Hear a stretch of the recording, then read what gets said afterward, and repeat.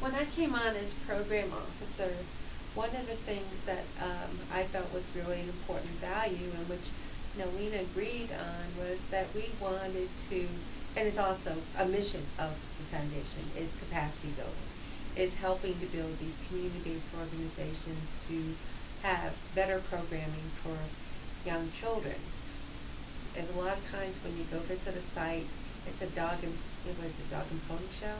Mm-hmm. But anyway, people put on this whole thing, it's not really what maybe the program is supposedly doing on an ongoing basis. And I felt, well, this is pretty useless too, except you got to count the number of children, and you got to see that there was an actual program running. So that was when I began also working with Kim Sable-Flores, and we talked about, well, maybe there's another way we can do this. And that's, I think language is important. One of the things I feel is that changing language sometimes can make a difference. So instead of saying I'm coming for a site visit, I call it a support visit, meaning I'm going to support you.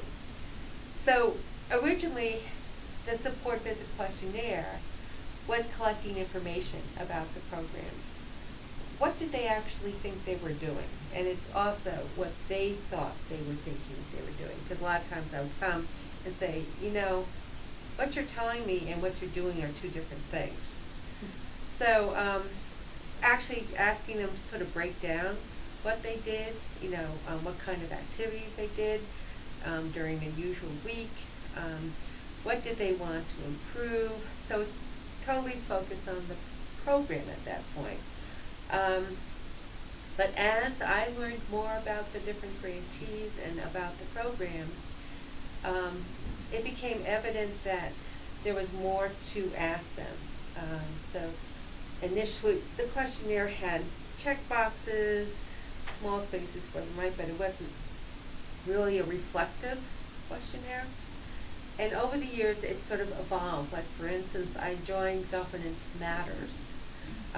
Also, the one other thing we collected on that first questionnaire was what kind of professional development had they participated in, and what did they think, how did it help them?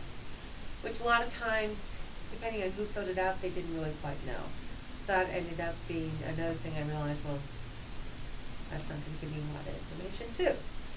So I then, with Kim and with Lena's input, we really began thinking about, well, what sort of questions should we ask?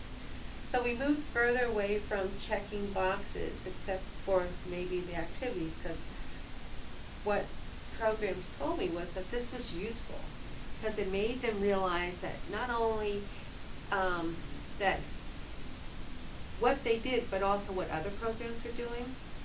Like, other programs do music. There's a box for music. They can, they go to playgrounds or whatever. So they got to begin thinking about the bigger picture.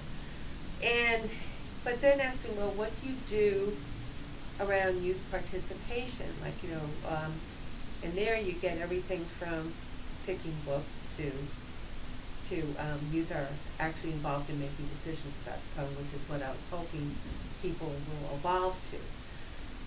But as I joined, groups like Governance Matters, which is a funders group that's focused on strengthening boards, of actually originally more funders, but they're now moving more towards grantees, I began learning about what boards should look like. So I was curious about how our organizations felt boards, how their board was working.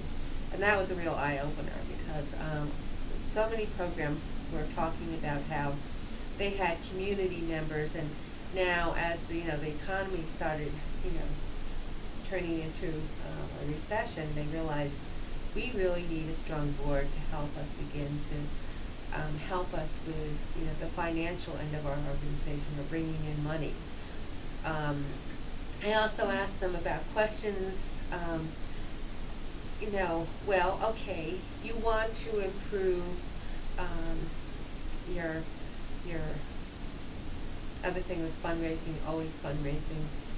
Well, what would be useful? How can the foundation help you? and finally asking him to set 2 small goals. What were 2 small goals or one goal that they wanted to work on over the year? And what were some action steps for it that we could go back to and sort of talk about in the following year? People from programs have also said that it's been a really good reflective tool for them, a chance to get their staff together and actually talk about these issues that they don't usually have time to do or haven't necessarily thought about doing. That's a perfect example right there. In that in action research, you start with a question. In that case, the question was, how can we support our grantees better? How can we use the time that we interact with them better? What can we, what questions do we need to ask them? So finding out more, you have other questions that evolve. Well, how can I make this more reflective tool, which then sort of goes, keeps on changing, but you keep on learning and applying it